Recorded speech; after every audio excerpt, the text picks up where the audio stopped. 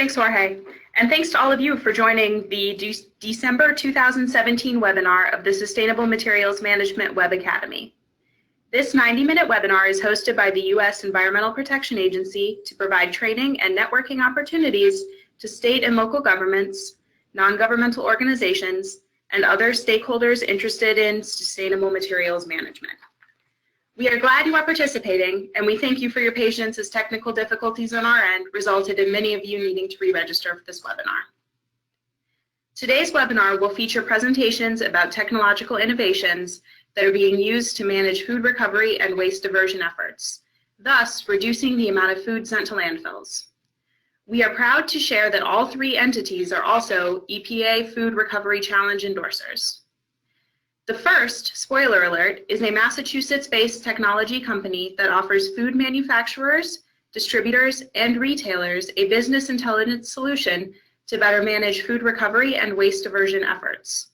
It also provides a management portal that facilitates real-time food donations, discounted sales, and organic byproduct redistributions. Our second presentation on MealConnect is a Feeding America technology platform that was created to source more meals to end hunger in America. The platform connects donors that have surplus food with their local Feeding America member food banks and partners in real time through an app or online. And the third, Community Food Rescue, a program of Manna Food Center, is the coordinated food recovery network of Montgomery County, Maryland. Using ChowMatch, an innovative real-time matching app, Community Food Rescue matches perfectly good food that local businesses would have thrown away to food assistance organizations that serve people who may not know where they will get their next meal. We will take 1 to 2 questions after each presentation, and we'll have a longer question and answer session at the conclusion of all 3 presentations. Feel free to type in questions throughout the webinar. Moving on to today's webinar, please note the disclaimer that will be on your screen shortly. And now to our speakers. I have the pleasure of introducing today's featured speakers. First is Ricky Ashenfelter, co-founder and CEO of Spoiler Alert, a Boston-based technology company helping food businesses manage unsold inventory. Second, we will hear from Justin Block, Director of Retail Information Services at Feeding America. And our final speaker will be Cheryl Collin, Program Director of Community Food Rescue, the Coordinated Network for Food Recovery in Montgomery County, Maryland. She is also Principal of Full Plate Ventures, a business consulting firm helping entrepreneurs, small businesses, and nonprofit organizations launch food businesses. For full bios of today's speakers, visit our Sustainable Materials Management Web Academy website. Ricky, I now turn the presentation over to you. Thank you. I'm thrilled to be here today to share our perspective on how technology can support food recovery and waste diversion. As was mentioned, we are a technology company that's based here in Boston to help food businesses manage unsold inventory. We're a team of 12 and are fortunate to be backed by some great investors, including the independent VC arm of the Campbell Soup Company.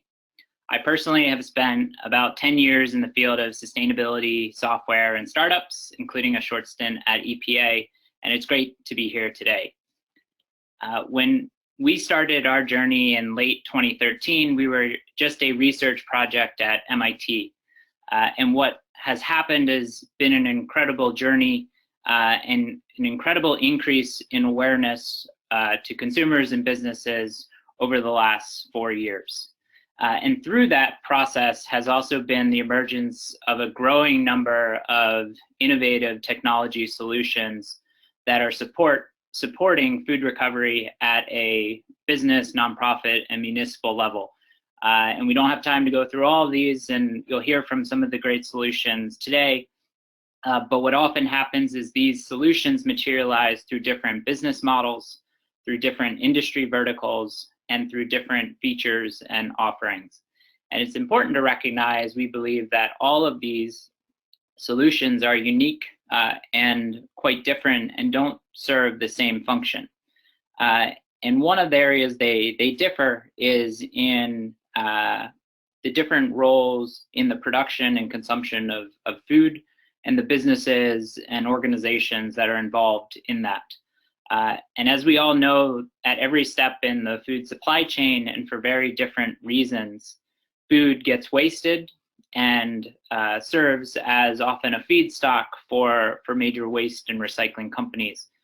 And it's important to recognize which segment of the food system a particular technology solution is trying to solve and to address. And you'll hear about that from some of the different presenters here today. What we find helpful is to look at the flow of food in a way that reflects the actual decision-making process of unsold inventory, recognizing that not all unsold product is unsaleable and that not all unsaleable product needs to end up as waste. And this was a critical foundational hypothesis for us starting spoiler alert. And today we offer a hybrid of a software and services model as a company that starts with a business intelligence solution that's intended for food manufacturers, distributors, and grocery retailers that operate large distribution centers or processing plants that enables them to get a better handle around their food recovery and waste diversion efforts. We complement that with a relationship management tool that facilitates real-time food donations, discounted sales, and organics recycling initiatives. And we do this as a company because our team really likes data and connectivity. And we find that food businesses often lack real-time responsiveness to the changing quality of food, where they don't have the communication support and operating procedures in place that allows them to optimize across different outlets. And one way we help with this is to turn that data and that information into more meaningful insights for them through both absolute and normalized trends. And what we find is sort of best practice today is that sustainability managers will often like to just focus on seeing donations or food recovery go up. And don't get us wrong, we love to see that too. But what this conclusion lacks is the context of other operational and business metrics. And oftentimes when you look at these same figures through a normalized lens, what you'll see is that losses as a percentage of sales are actually increasing, and that recovery rates as a percentage of recoverable volume can actually be decreasing. And it's our experience that most food companies don't have a good grasp of these concepts, or they don't have the data in a way that allows them to tell this story. And knowing which one of these lines and which one of these problems to address, what the motivations are behind it, really drives who you need to have at the table to work on formalizing a stronger food recovery and waste diversion strategy. And it's our belief as a team that knowing where to spend your efforts and your time is where enterprise software can really come into play. And we believe that a better understanding of data enables greater optimization across potential outlets. And from there emerges a more engaged stakeholder groups, from internal senior levels of management and employees to customers and suppliers alike. So part of what makes our system unique is that we offer businesses item level detail into what is and isn't being recovered. And we do that by aligning our platform with a company's unique item catalog. We then enable these organizations to manage existing relationships with either a single partner or a curated private network of potential outlets, whether that's for sale, for donation, or for organic byproduct redistribution. And our experience suggests that a fewer number of regular and reliable partners is often better than a larger number of ad hoc partners. But ultimately, our long-term vision as an organization is to truly support the development of macro systems-wide approaches to food recovery and waste diversion. In the case of the donation work we do, we often then marry that data up with the nonprofits on the receiving side, triggering automated verifications and bundling these receipts for internal purposes around claiming enhanced tax deductions, as well as offering greater traceability for food safety professionals. This information then will materialize through sets of cloud-based dashboards that capture key financial, environmental, and social metrics aggregated across a portfolio of locations, enabling benchmarking and often highlighting major gaps over time. And for better or worse, food waste is a really complex topic that touches a lot of different functions of a business. And it's important when organizations dive into this topic to not attempt to tackle it in silo, but rather to bring the different functions of an organization together and understanding what motivations and metrics drive their day-to-day responsibilities. And our experience is that financial dollars is one of the best ways to motivate collective performance across different silos of a business. And that there are often three very tangible, quantifiable financial benefits associated with food recovery and waste diversion, stemming from enhanced tax deductions from donations, reductions in disposal fees from disposal reductions or landfill diversion, as well as through secondary market sales and incremental revenue from selling product at a discount. And when we work with companies and help them through business case development, what we'll often do is align these financial benefits and forecasted benefits to a company's unique income statement. And what we found is that if you can put this work, move it beyond pure sustainability and put it into pure financial and operational dollars, and get this in front of the right folks within finance, you're better positioned to justify investments in these types of initiatives. So after aligning stakeholders, what we would then do is work with organizations to establish a baseline through historical data. And after just a few weeks or months of deployment, often have enough results to shine a light on what products are and aren't being recovered and where there's an opportunity for continuous improvement. And how we approach continuous improvement is working within an organization's existing IT partners and operating procedures, and then continuously overlaying improvement areas for their specific operations or specific facilities. And this is where we find a nice complement between software on one side and services on the other. So I'd like to just take a minute or so to highlight some of the work that we've done with Cisco. And we're thrilled to be working with North America's largest food distributor to support their food recovery and waste diversion efforts. And how we'll typically work with an organization in the distribution or manufacturing space is after deploying a software, we'll do facility walkthroughs and optimization audits, looking at the data and results from week to week and month to month, and often highlighting continuous improvement areas for their teams. And what this often leads to is greater investments in training and documentation of standard operating procedures. It can also sometimes lead to the introduction of new pickup schedules and food recovery or waste diversion partners. In other cases, it's through the pursuit of partnerships with waste and recycling service providers in an effort to lower their disposal fees or pursue zero waste or zero landfill strategies. And what results is, beyond just a clear financial ROI, is some of the harder to measure but clear brand enhancers that warrant appreciation and integration into how an organization goes about these efforts.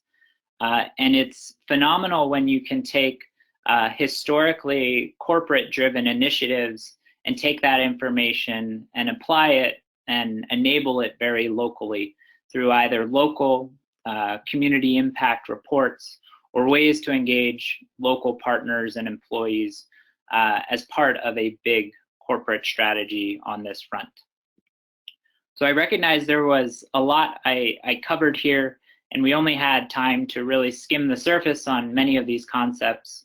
If you're interested in digging deeper on any of them, we have a lot of great resources on our website, including an ebook on how to use waste data to engage financial professionals and drive investments, along with a more detailed video case study of our work with Cisco. So I'm hopeful that you found at least some of this content interesting, and happy to take questions towards the conclusion. Thanks, Ricky. So we're going to take 2 questions now. And the first question is on slide 8 of your presentation. There's a graph, and the question is, could you further explain the graph showing the percentage of sales that is shrink and recovery? What is the graph showing? I'll head back to that real quick. So what that graph shows is that the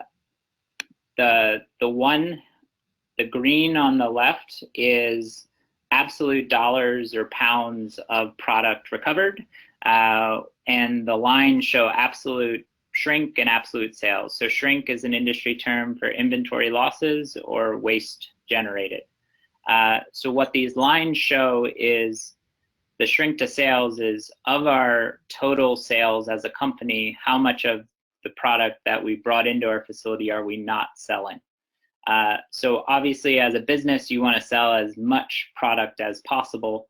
So you want your shrink to sales ratio at least holding flat or declining over time, which shows that your teams are being more efficient and either not overproducing product or not under-delivering to their existing customers.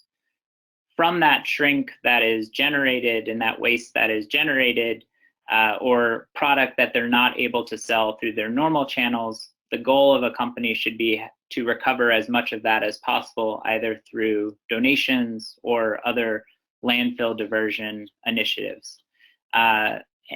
And you want that line to be increasing and ideally as close to 100% as possible, though that's obviously not always achievable.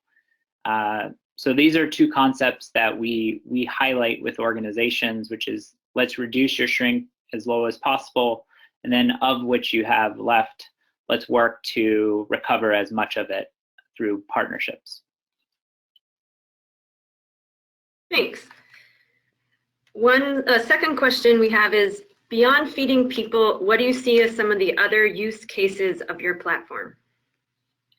Sure. So certainly when we look at the food recovery hierarchy, feeding people is highest priority.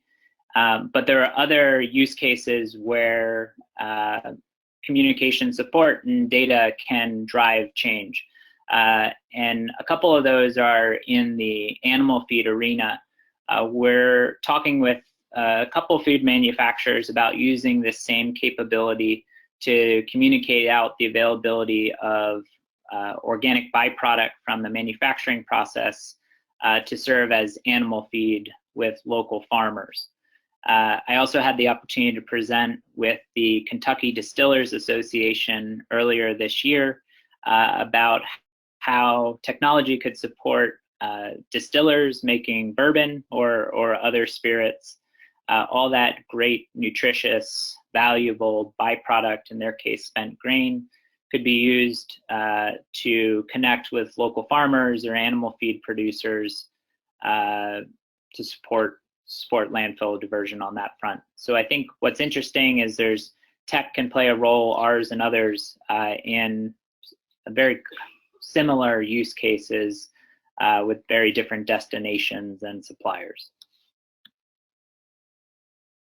Okay, thanks, Ricky. I am now going to turn the presentation over to our second speaker, Justin Block, who's the Director of Retail Information Services at Feeding America.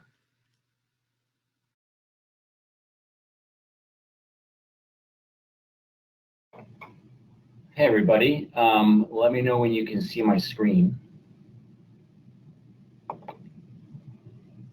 And hopefully I'm sharing the right screen. Not your presentation. Gotcha, thanks. Let me see.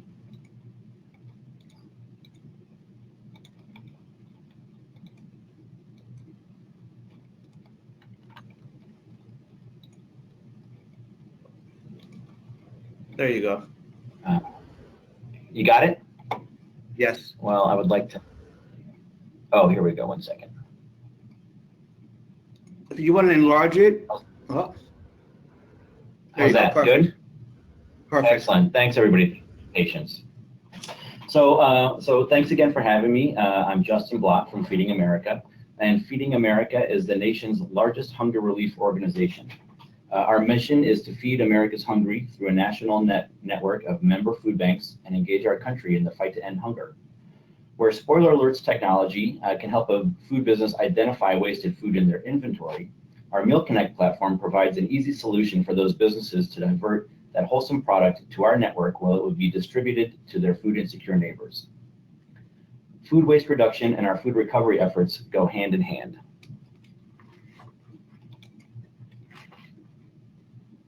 So hunger in America is a tremendous issue. 42 million people in this country are food insecure. They don't know where their next meal is coming from.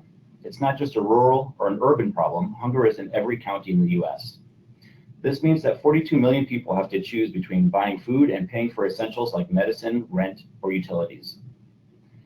Some people say that hunger is simply a logistics problem, and in a sense, they're kind of right.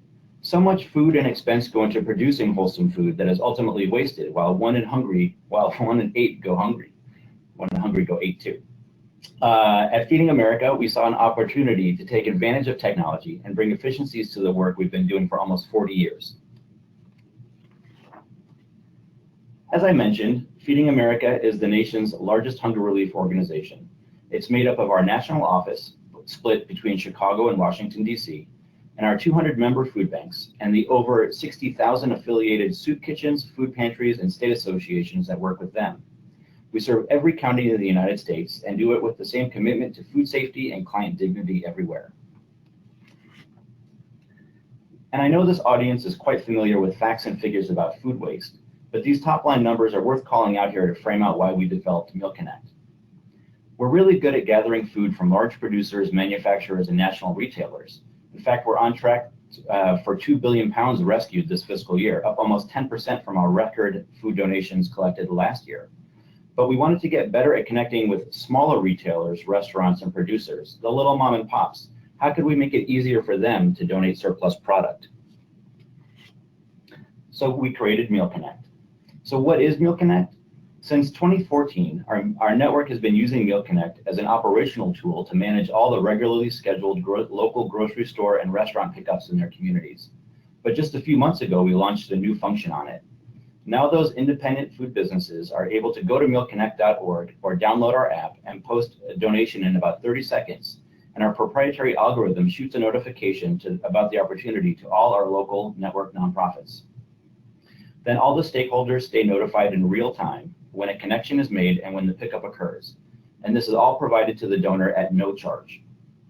This brings those efficiencies we wanted to extend to any food business interested in donating, and it lowers barriers for them to keep doing it instead of throwing away that wholesome food. Besides being free for them and easy to execute whenever they need it, through a robust reporting feature, it helps them articulate their positive community impact, as well as provides insights into the tax benefits and trash cost savings the donations bring.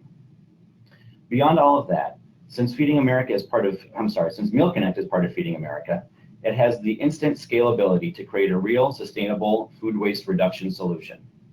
There is a chain of accountability built into our network structure. So even with the Bill Emerson Good Samaritan Food Donation Act, which protects donors from liability when donating to a 501c3, a donor knows that the product will be handled properly and with respect as it is stored and then served to a person in need.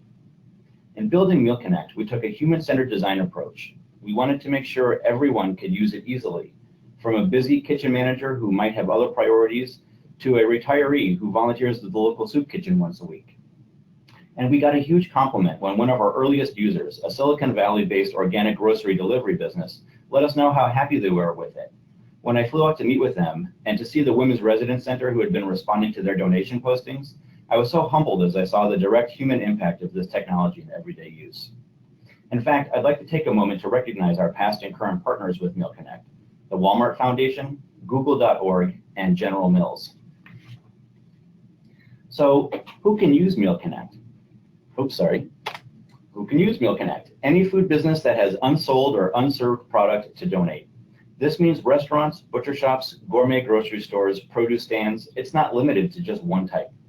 When a donor posts product for the first time, the local Feeding America Food Bank has the opportunity to reach out and cover some food donation basics. Do they understand this product is going to someone who will eat it? Has it been properly stored and separated from the scraps that are not consumable? That type of thing. And then the donor begins posting and the local nonprofits begin responding to the donations in real time. Almost half of our network is using MealConnect, and we are currently in the process of introducing this newest functionality to our existing users. It's currently available in a handful of areas, with several more lined up to launch just after the holidays. We are also working on new ways to continue to leverage MealConnect in rescuing food that would otherwise be destined for the landfill. Some municipalities with universal recycling ordinances or food waste reduction initiatives have reached out to us to explore potential partnerships. These innovative conversations have the potential to create a groundswell of attention and activity, serving to inspire others.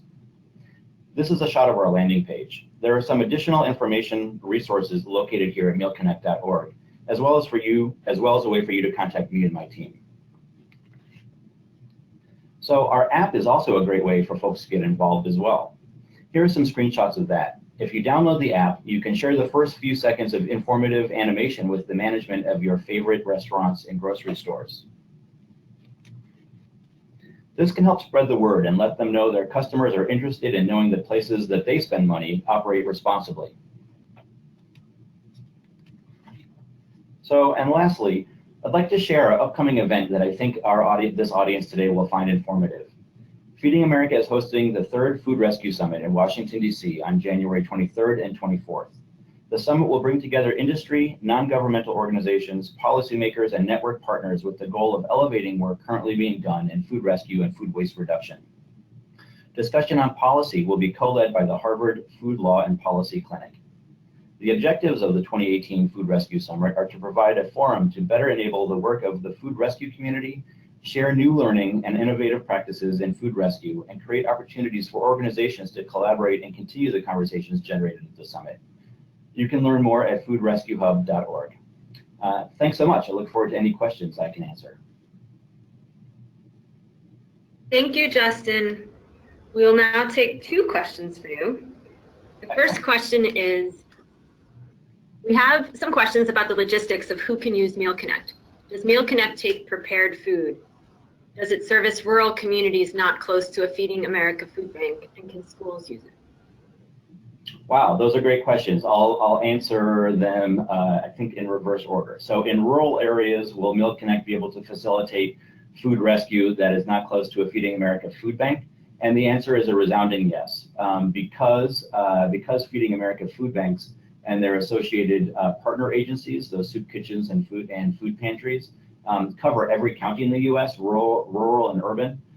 If that Feeding America food bank is using MealConnect in this way, a donor, no matter how remote, can post product, and based on several different criteria, the proprietary algorithm will identify the closest partner agency and the one with the appropriate capacity to handle the product, hours of operation, and that kind of thing, and alert them to the opportunity for them to go pick it up. So this is a rural setting is a prime example of where MealConnect can provide value to a donor who might be remotely located from a food rescue organization.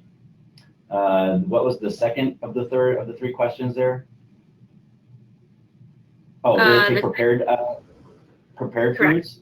Correct. Yeah, good question. The answer is, I would say usually yes. This is, it depends upon the Feeding America food bank. Some food banks have different philosophies and readiness for prepared foods. But since the product is really going directly to the distribution agencies, the recipient organizations, It's really, it's something that they can handle. And so while the ultimate decision is up to the local Feeding America food bank implementing the service in their community, MealConnect can certainly handle those types of perishable products. And in fact, again, with the real-time component and sort of the greater efficiencies, I would argue is best suited to handle that type of product because it shortens the time from donation to serving, to just a matter of hours instead of potentially days. And then what was the first of those 3 questions? About schools. Can schools? Oh, yeah, that's a great question. So yes, I think that schools and different institutions that have surplus food to donate that's been cared for properly, that has not been out on a buffet line for several hours, that's not a food safety risk, can very much so become a donor on MealConnect and post those donations. Then will electronically, of course, go to the Feeding America Food Bank and then be distributed out to the partner agency for pickup. That's a great use case that I don't often mention in the presentation. So good thinking. Okay, one more question for now. How can we find out where MealConnect is in operation? And if it's not, how can we bring MealConnect to my area? Yeah, awesome. And I love that question. So so you can go to the website and you can enter in your zip code and it will tell you if MealConnect is there or not. Same thing if you download the app. And in fact, those are great ways for us to know that there's demand in that area, and then we can work with the Feeding America Food Bank to begin to satisfy that demand. So again, I'm thrilled that the audience is thinking that way, and look forward to responding to all of those zip code inquiries with our partner food banks across the country. Thanks, Justin. Great, thank you all. I am now going to turn the presentation over to Cheryl Collin from Community Food Rescue in Montgomery County, Maryland.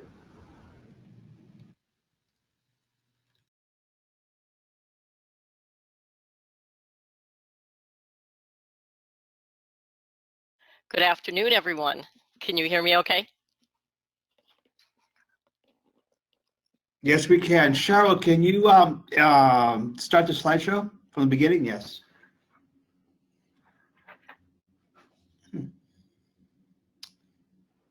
Let's see, there we go. How's Perfect. that? Perfect. Okay. Great. I'm happy to be here today, and thank you so much for inviting me and talking about a local program. Really appreciate Justin and Ricky talking about national programs. Community Food Rescue is a program of Manna Food Center, which is our county's largest food bank and distribution center in Montgomery County, Maryland. And for those of you who are not familiar with our part of the country, we are located just north of Washington, D.C.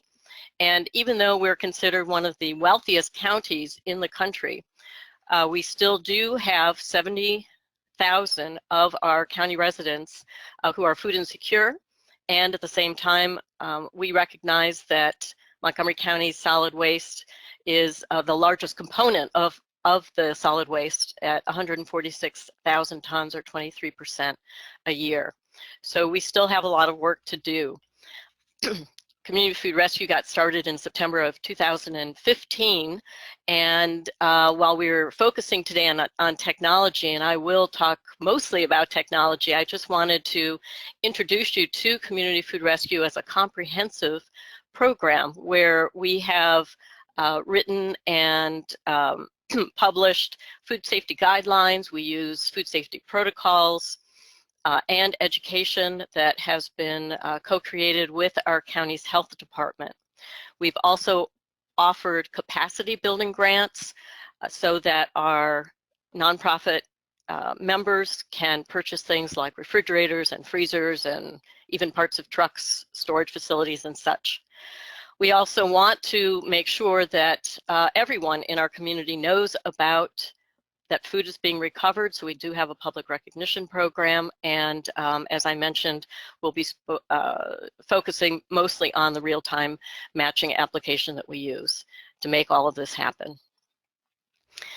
Also, I just wanted to point out that Community Food Rescue reaches the people that are hardest to reach, which means that while Manna Food Center has a fleet of trucks and picks up tons of food and distributes them to people every day, we also recognize that there are smaller food donor businesses and also small food recipient organizations that might just be open certain hours, or they might have very limited storage capacity.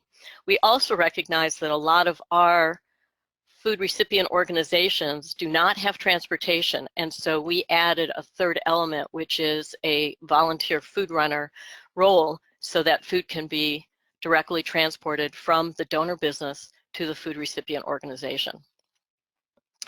When we asked our stakeholder groups before we began operations, what are their needs? What do you need to make sure that you're either receiving food or that you're matching food appropriately?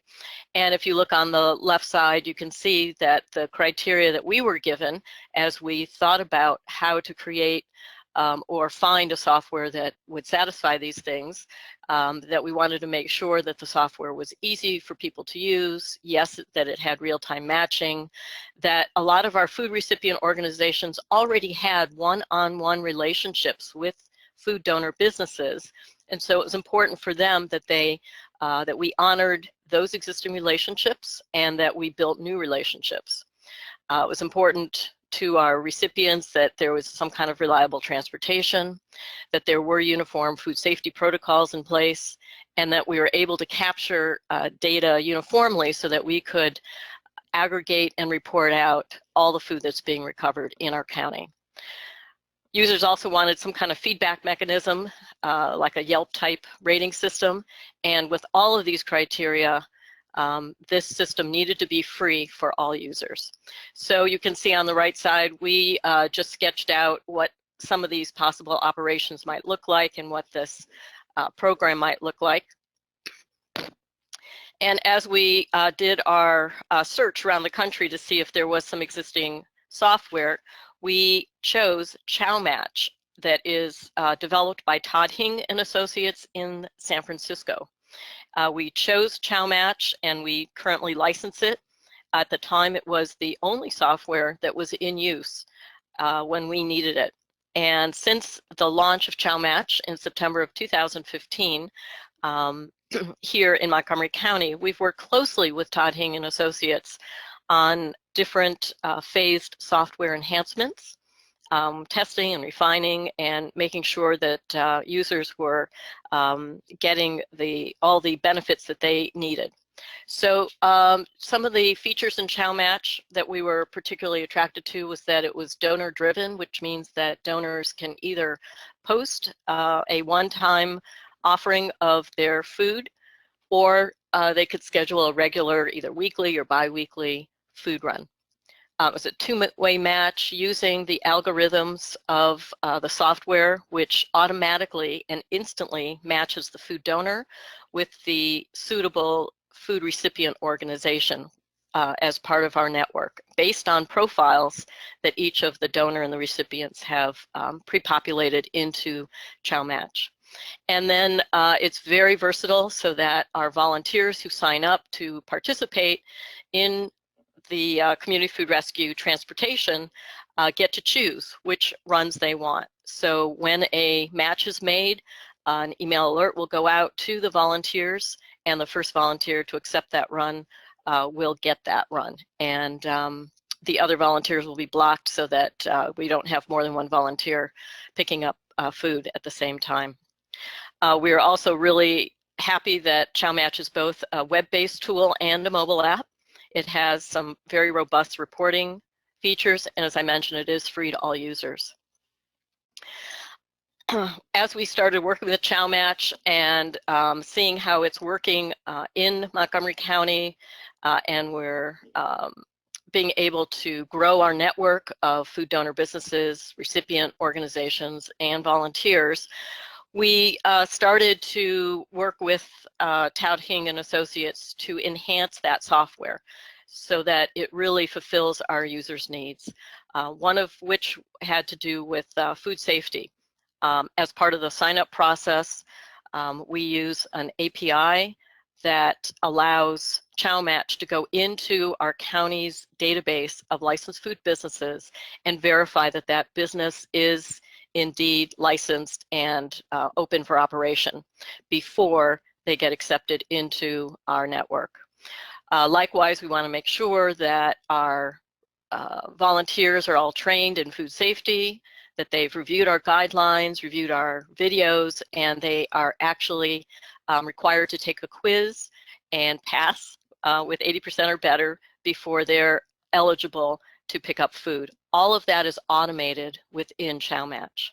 I've already mentioned that we do honor existing relationships so that donors can choose a particular recipient that they already have a relationship with. We do set a distance matching criteria. Each donor can set how far they want a match to be, which both accommodates farmers in rural areas because they're far away from where our food assistance organizations are located, but also we want to reduce the carbon footprint in urban areas so that if there is an urban donor, that they can be matched quickly and in a short distance from an urban recipient organization. As I mentioned, we also have an electronic signing that donors and recipients are receiving and handling food properly. That's an electronic signature within ChowMatch, and we also have a Yelp type rating so that all the participants are having a positive user experience and we get instant feedback. Some of the most recent enhancements that I'm really excited about are that in 2018, donors, if they choose to, can post their donations by categories of food and the weight of each category. That will help in reporting and giving them feedback at the end of the year for their enhanced tax deduction accounting. We also recognize that some of our food recipient organizations, when they have too much food or food they can't use, they can act as donors and redistribute food through the network. And so there's a box that they can check that says this food's been redistributed, which means then for our accounting and reporting purposes, we're not double counting the food that is circulating through Community Food Rescue. And perhaps one of the most exciting features, at least for me anyway, and those of us kind of working behind the scenes, is that ChowMatch now has an import and export data feature, which means that we can upload food that is coming in, reports coming in from our partner donors. For instance, Manna Food Center has to report all of the food that they pick up to our area partner, which is the Capital Area Food Bank, and then eventually that does go to Feeding America for their records. So while that information has been imported once by Manna Food Center, we're able to import that data directly into ChowMatch so that that avoids redundancy of data input. Likewise, we can also export data through ChowMatch, and we export it into an Excel spreadsheet, which gives us tremendous capabilities in slicing and dicing and analyzing data so that we can really dig in deeper to each of the food runs, where the food's going, and seeing gaps and things like that. So I'm going to show you momentarily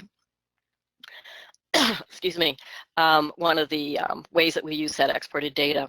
But where we are today, you can see the number of pounds of food that we have rescued, 2.6 million pounds, which translates into 1.7 meals. Excuse me.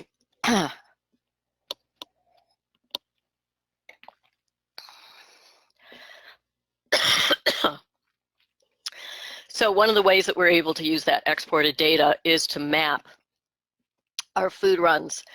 You can see the blue dot, the blue squares represent donating organizations, the red receiving organizations, and the purple are serving as both.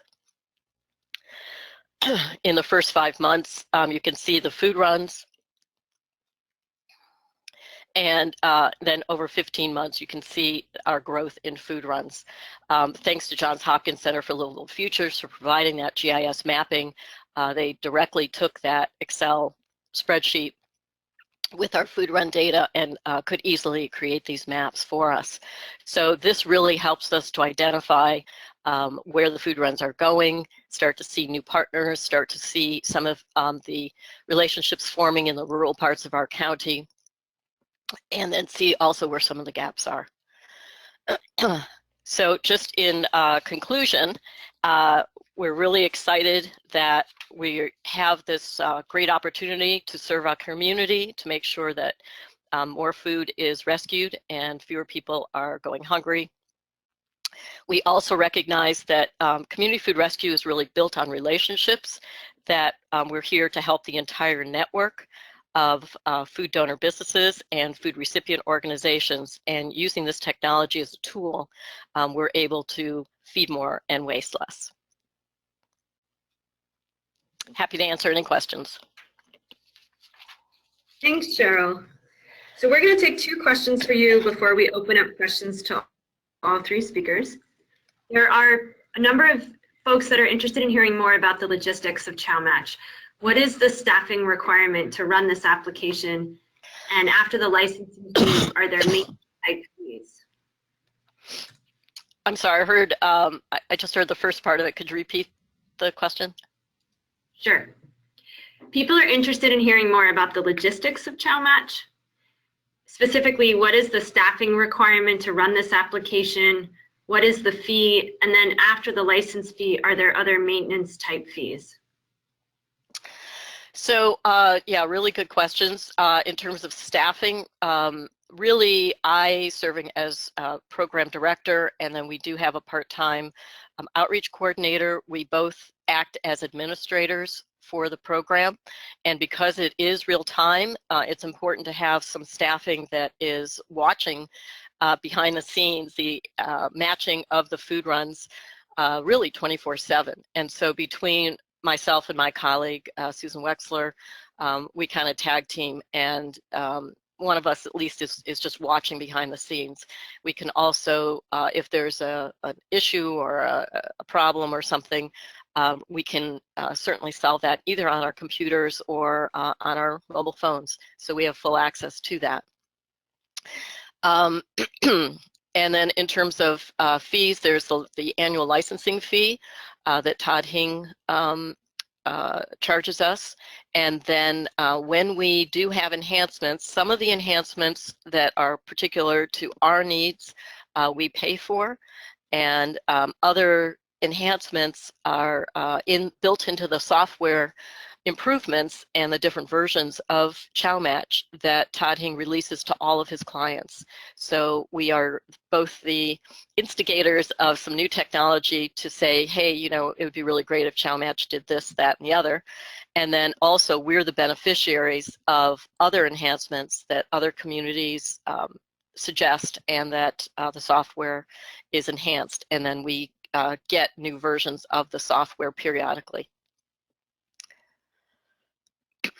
Thanks. Second question that we received.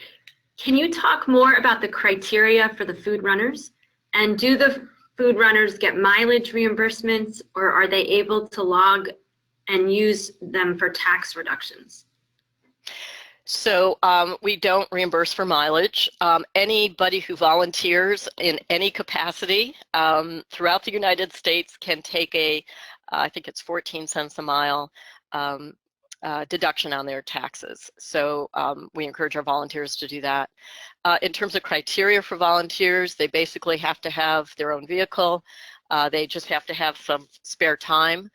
And we do, as I mentioned, require them to go on to our website and review our food safety guidelines. And then as part of their sign-up process, to take a 20-question multiple choice quiz that reviews the food safety.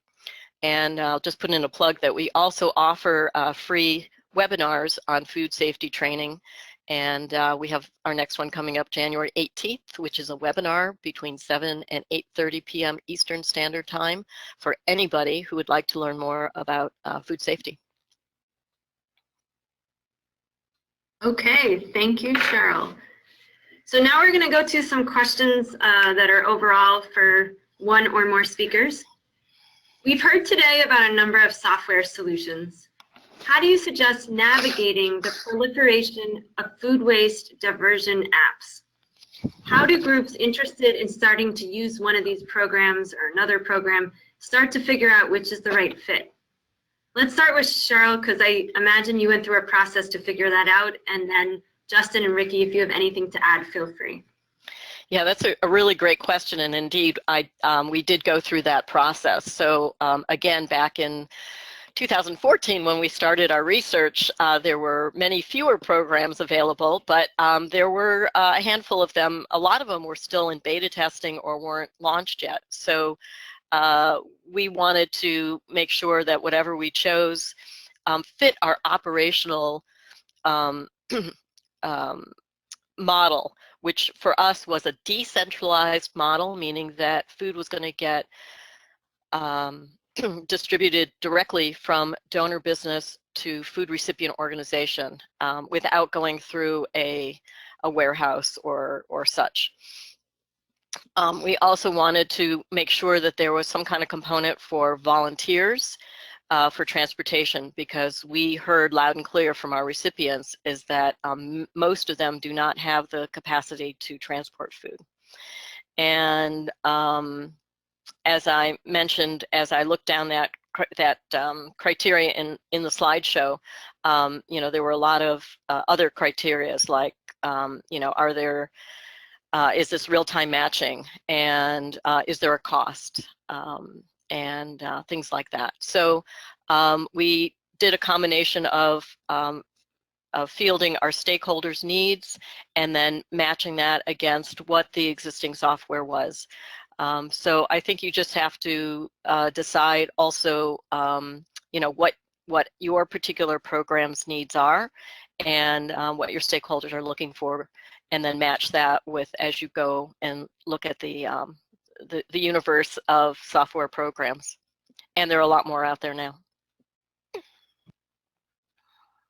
Thanks, this is Cheryl. Justin. I'll just, yep, sorry. Go ahead. I'll just add on. Thanks. This is Justin. I'll just add on to what Cheryl said, because I agree 100%. If you think about the number of food donation apps that were sort of available to choose from, even a couple of years ago versus now, like it's growing exponentially. And I think, as Cheryl mentioned, a lot of this is to sort of facilitate the decentralized food sourcing model. And so, in essence, you could sort of make the argument that the technology has sort of become a commodity. It's sort of pretty much all kind of the same, with maybe some bells and whistles here and there, or some polish here and there. One of the things I think, because we have had conversations with folks both domestically but also internationally, that are interested in potentially working with MealConnect, is the fact that it's operated by a nonprofit. So the you know, whatever, you know, we're not in it for the money. We're in it to facilitate food donations, to make people those pounds available for people who need it. But whatever money would potentially change hands, you know, goes to further a mission. And so, I love the fact that Cheryl was so proactive in you know, finding a solution, and really sort of on the leading edge several years ago, and finding a technology solution for her network. But I think now, given so many more choices, with the technology being roughly the same, there are sort of the ancillary, I guess, benefits or details about what type of organization, what type of software, what type of, you know, marketing promotions there are associated with those partnerships, I think comes into play as well.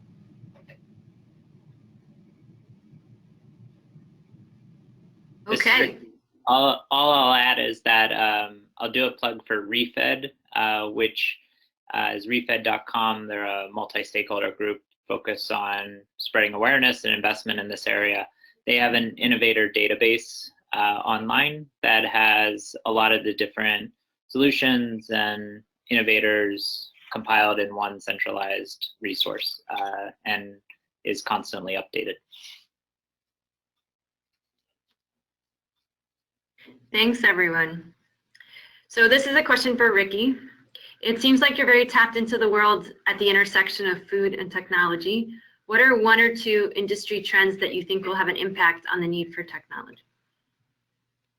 Sure. So I think one of them that's probably close to home with a lot of the folks on the webinar is the emergence and continuation of commercial food waste bans that are going up around the country at either a municipal or state level. And from that emerges some governments' desires to mandate that the businesses or organizations that are generating food waste are reporting their efforts or waste to a central body.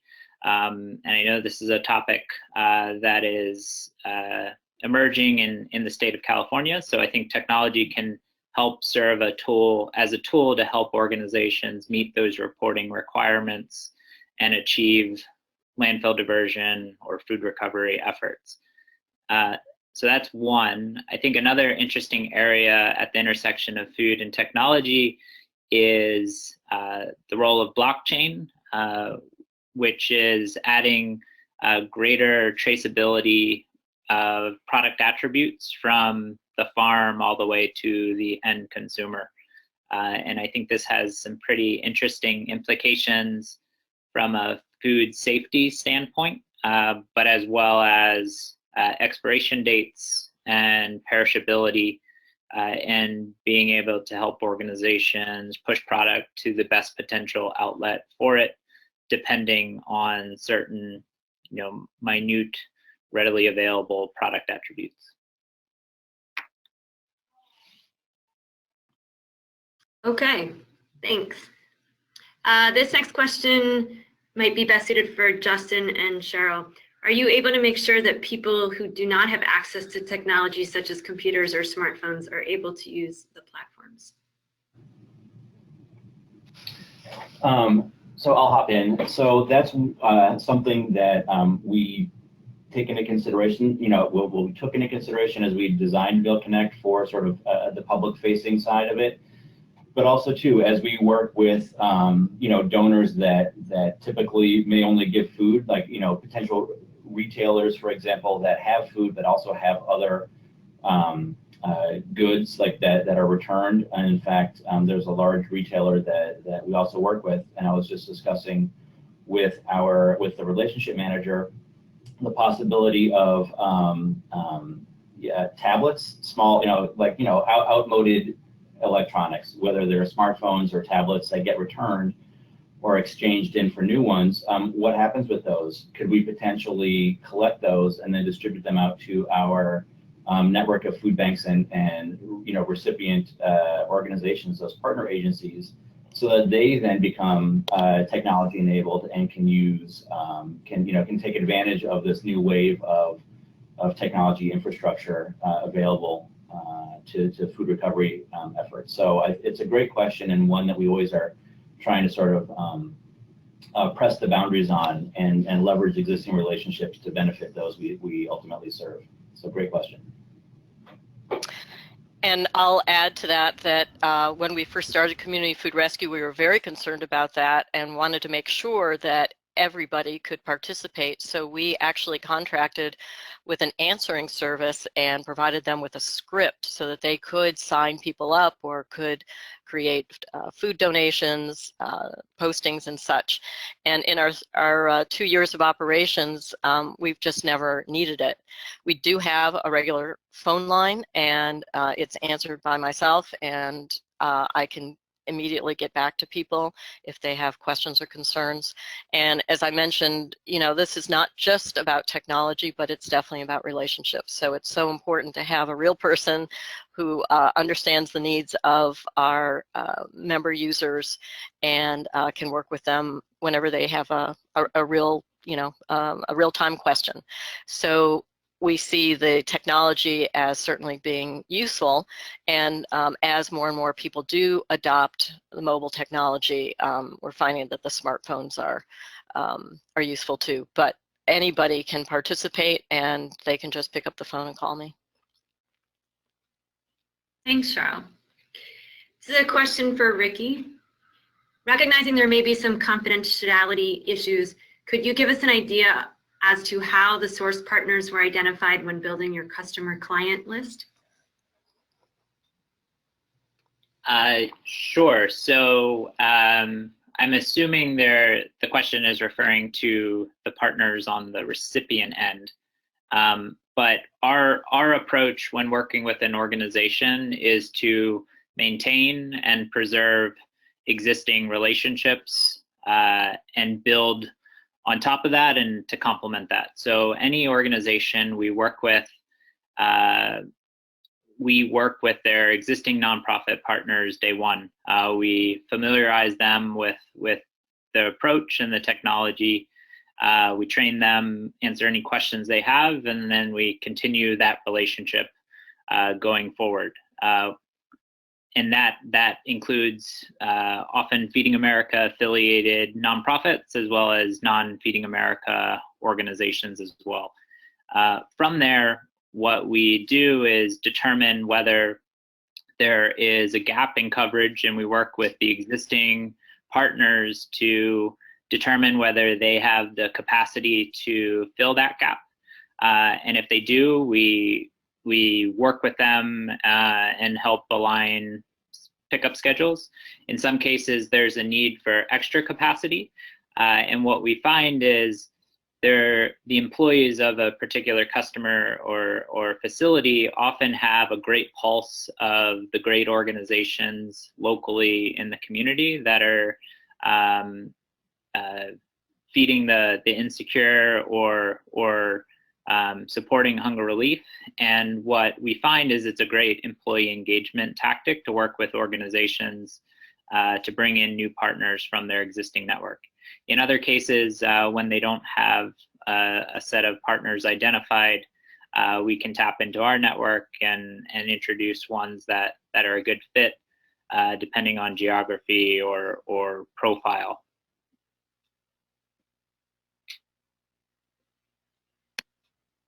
Thanks. Can you talk, and this is to any of you, can you talk about how you solicit volunteers to pick up and drop off the rescue food?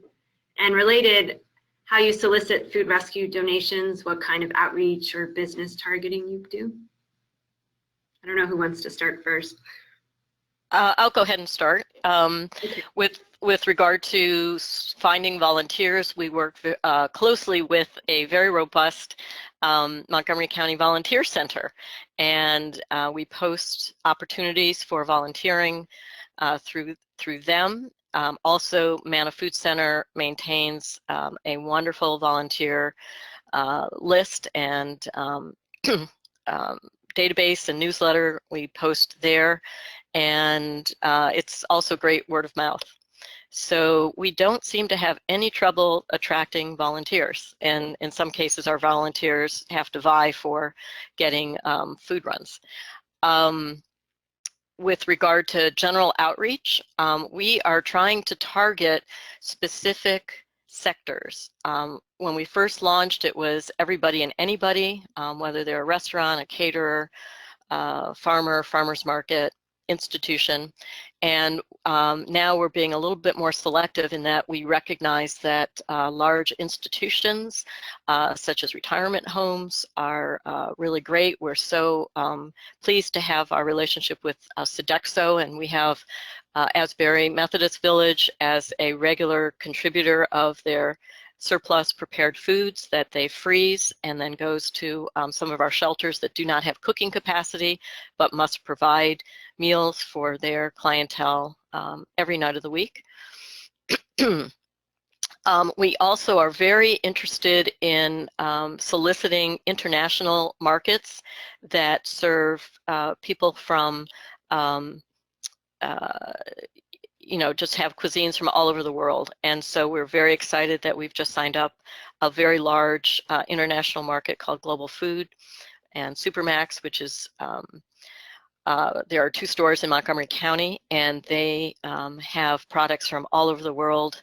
And we recognize that 1/3 of our residents in Montgomery County are foreign born, and that not only would those who are food insecure appreciate foods that they recognize, it's really a matter of dignity and making sure that they know and can receive food that they know how to cook and they know how to, that they're used to using. Very few people who are foreign born tell us that they're not used to eating canned food. They don't know what that is.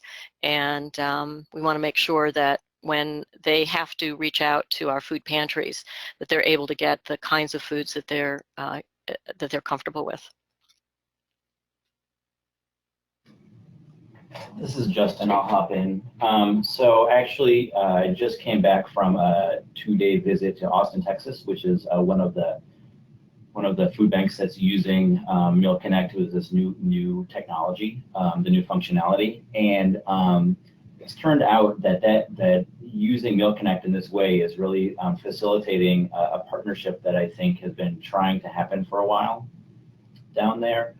There's a food runner organization called Keep Austin Fed that we had several meetings with. It was my team, some folks from the Central Texas Food Bank, and then Keep Austin Fed, and talking about an ideal scenario where the food runner organization, a volunteer run, would get a notification, just similar to what Cheryl was discussing.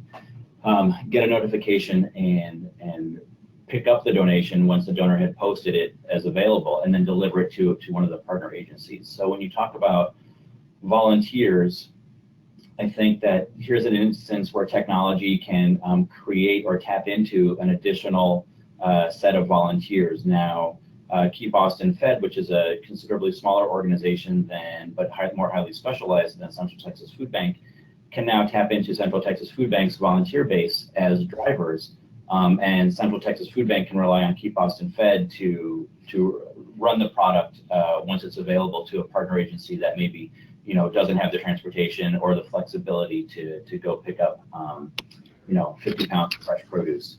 So I think that's one way where technology can really lend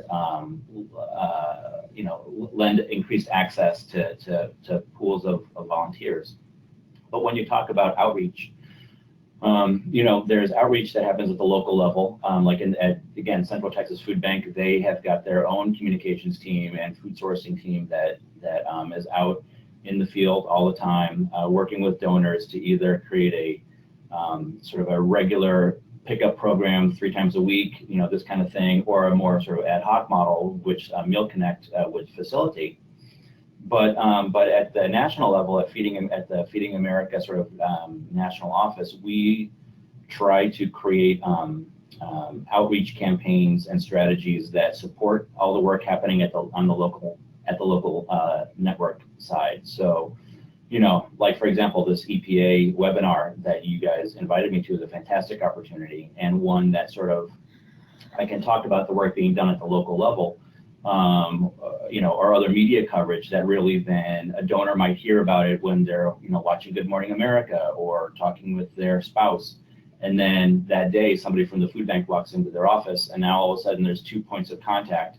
And it's easier to convert that sort of goodwill or that sort of altruistic tendency to action once they start to hear about it from a couple of different scenarios. So that's the way in which I think MealConnect provides an opportunity for the national office to create outreach campaigns that support the work being done at the local level. Thanks, Justin. On your platforms, are you all able to find a match for all the listings? And if not, what is the percentage of success?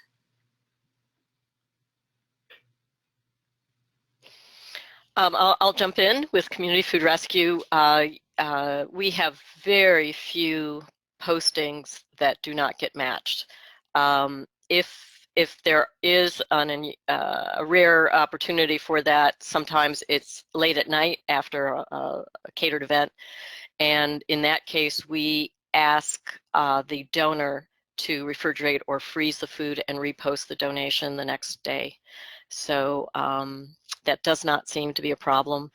And I think thanks to the software and the parameters that both the donors and the recipients fill out to match what times they're open and the kinds of food and the quantity of food that they can receive and donate, that we find that we get good matches. Yeah, Justin again. Same thing as Cheryl. In fact, when we were in Austin,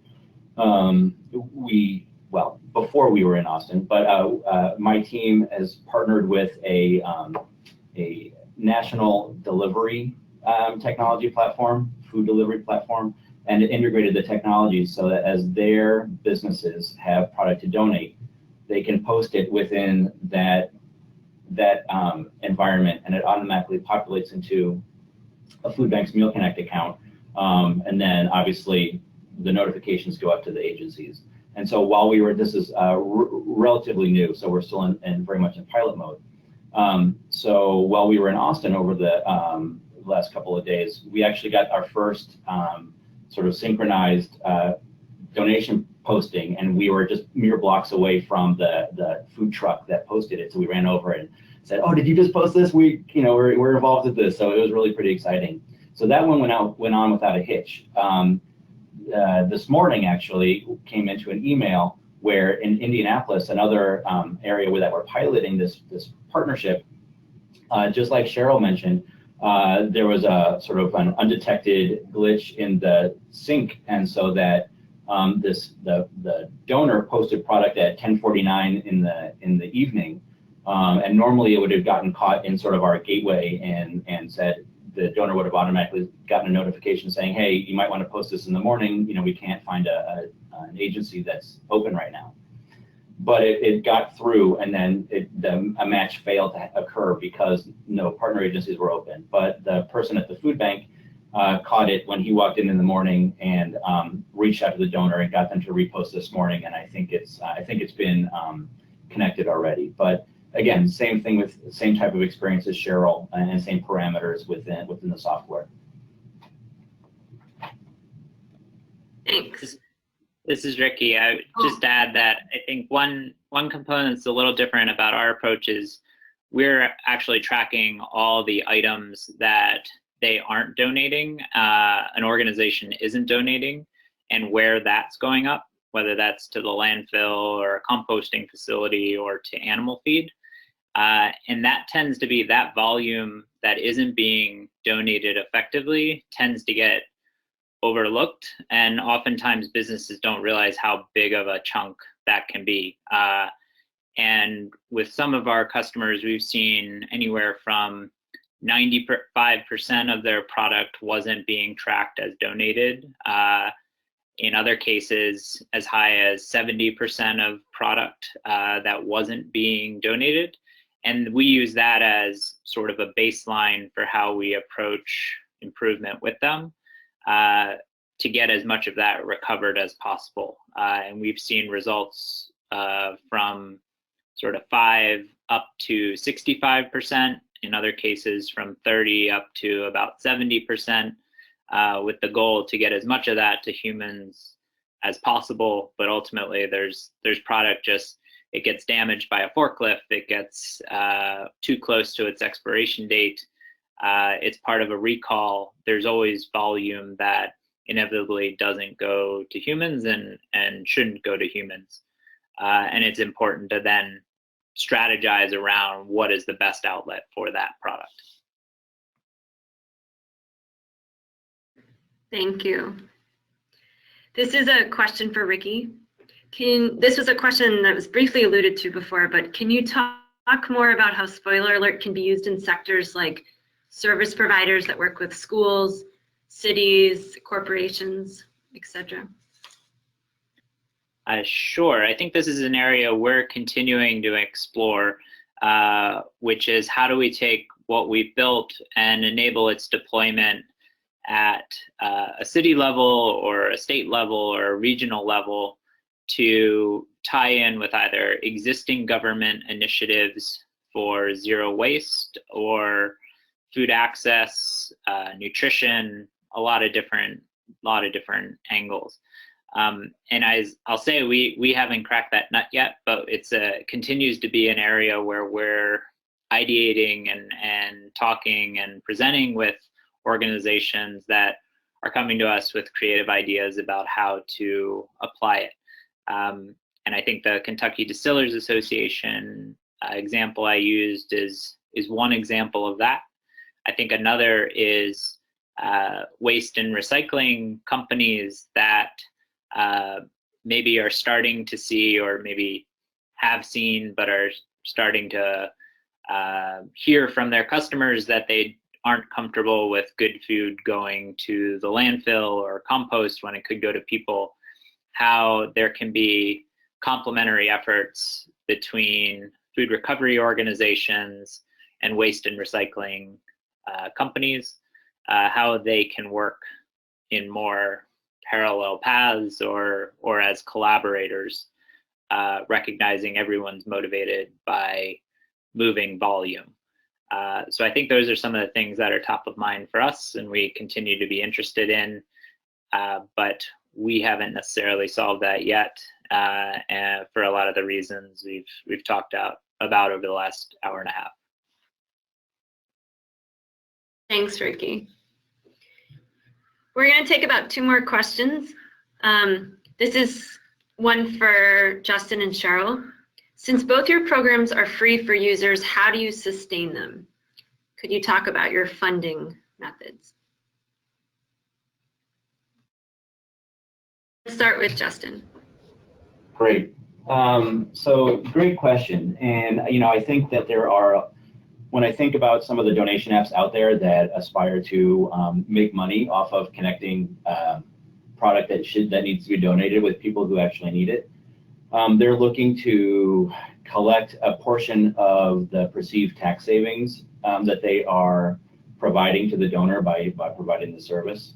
And clearly, as I mentioned, we're not in it for the money, so we don't want to charge the donor. We want to remove any barrier to this type of activity. We want to inspire as much of it as we possibly can. So on the one hand, we have, as Feeding America, we have donor partners that are interested in see the value in what we do, and so have in the past provided some funding. And I mentioned in my presentation, Walmart Foundation, Google.org was a big funder, and currently General Mills sees the value in creating this technology and leveraging it in different ways. But I think when I think about creating partnerships outside of the Feeding America network, or using MealConnect to create partnerships with the Feeding America network, there would be fees associated with that, but not profit-seeking activity. It would really be just to be compensated for the actual expenses that we would incur in getting somebody up and running and then supporting them. So again, you think about the fee structure, and we're not looking to make money, just not lose money while we engage the nation in this type of donation activity.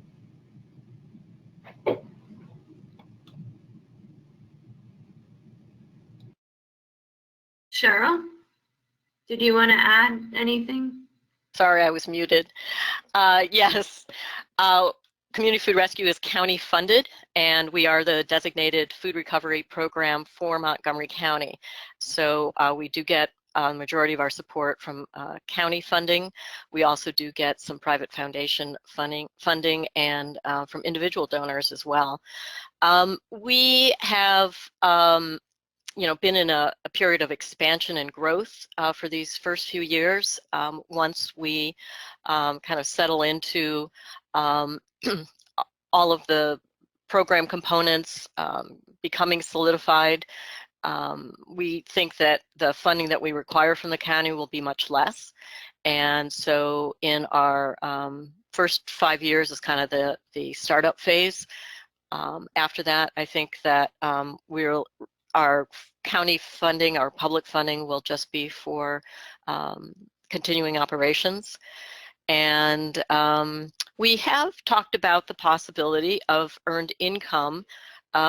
We have not gotten there yet, but the possibility of partnering with some of our county's nonprofit commercial kitchens and taking produce that is not really good to eat fresh, but would be perfectly fine if it were cooked into sauces or stews or casseroles or something like that, and perhaps selling that. We are just embarking on some new relationships with our county's 2 commercial kitchens that are coming online. These are community kitchens that are serving members of our community either in a entrepreneurial startup phase or low-income entrepreneurs, and or just serving social mission through a church. So we're really excited to think about and work on some potential partnering with them and see where we can go. We're particularly excited about filling that gap for fresh food in particular that shouldn't be thrown out but really can't be used fresh anymore. So long way by saying I think that you know, as we complete our startup phase, that our funding needs are going to be much less, and that the county has made a huge commitment to food security, and we're hopeful that we'll continue to be part of their funding stream. Thanks. So we're going to take this one last question, and then we'll close with today's webinar. The question is for all 3 of you. How do your platforms protect recipients from receiving food that is actually not edible or good, i.e. dumping? Ricky, would you like to start? Sure.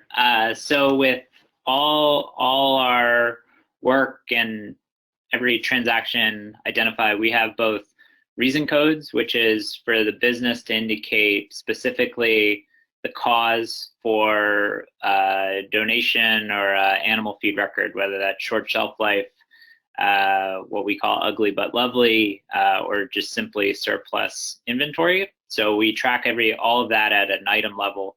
In the case of donations, we also have the nonprofits verifying what they receive and updating both quantities, case counts, as well as indicating that the product they received wasn't appropriate. So what we track for every organization is the percentage of product posted and claimed versus which is that volume which is accepted and ultimately received, and we use that to then either engage the business on either avoiding dumping, which there's rarely the case of, or how do we pull that product sooner to allow it to be moved before it approaches expiration. So we have all that traceability at an item level, along with the receipts and paper trail that, as I mentioned, food safety teams use for recall management, and then corporate tax teams use for tax accounting. Great, thanks, Ricky. Justin? Yeah, this is a great question, and I think it really can't be done without our network, as Cheryl has mentioned. It's the people. The technology just makes it all easier, but it's the people that still have to do the work. But having said that, within the technology, there is that sort of, you know, Uber or Yelp type review model where the donor can rate the volunteer doing the pickup. You know, how professional were they? How prompt were they? I mean, all that kind of stuff. And similarly, the agency, the recipient agency that's doing the pickup, can rate the donor. You know, if the product was what it was as stated, is it just a bag of moldy bagels in the corner, or are they really giving wholesome product in good faith? And then, you know, the member food bank then is privy to that information, and then can take action. But also too, if you'll recall, sort of the first step in the whole process is the donor sort of being vetted by the member food bank. For this very reason, we want to make sure that that the donor is not looking at this technology solution as a simple, like zero cost waste solution, and really understands the care and respect that this product needs to be handled with, as well as the same food safety guidelines that they would handle a product that would be served to one of their paying customers. So those parts are embedded in the technology, as are resources. We've got donation guidelines, what's good to give, what's not, and those kinds of things. We really try to make it as easy as possible, but also as clear as possible for any well-meaning donor to do the right thing. But again, can't stress enough that after the technology has done its job, it's really up to the agency volunteer who is, ladling out the soup or getting ready or putting the product on the shelf and displaying it for a client that's going to do some shopping at the food pantry, to ultimately make the call and as the last line of defense to make sure that the ultimate recipient of the donated product is getting something wholesome and consumable. So there are lots of fail-safe, lots of checks and balances sort of built into our entire process intentionally. Thanks. And Cheryl? Yeah, I would, really echo what Justin just said, that it's really important for everyone along the supply chain to check for food quality and safety, making sure that it is safe to eat. Regarding the technology and how we use that for food safety is that, again, we require our volunteers to review our food safety guidelines and take a quiz and pass it as part of the sign-up process that they do online through ChowMatch. We make sure that our donors have been vetted and are in current operation according to the Department of Health standards, and that's an automatic check through the county's database that's connected, that ChowMatch is connected to. We use both a paper tracking so that the volunteer food runner will list any of the food products, and if there is time and temperature sensitive food, that the time and temperature is checked both at the donor end and the receiving end, and that all parties sign that. We make sure that any prepared food that is not in its original packaging has a label that we provide, and that any food allergies are identified, allergens, common food allergens, and also the date that the food needs to be eaten by and any reheating instructions, things like that. And then through ChowMatch, we also ask for both the donors and the recipients to electronically sign that food has been donated or received according to our food safety guidelines. And that also designates the completion of the run. So those are all the both technology and non-technology ways that we ensure that food is being handled and transported safely. Great. Well, we would like to thank Cheryl, Ricky, and Justin for sharing their experiences using these technologies.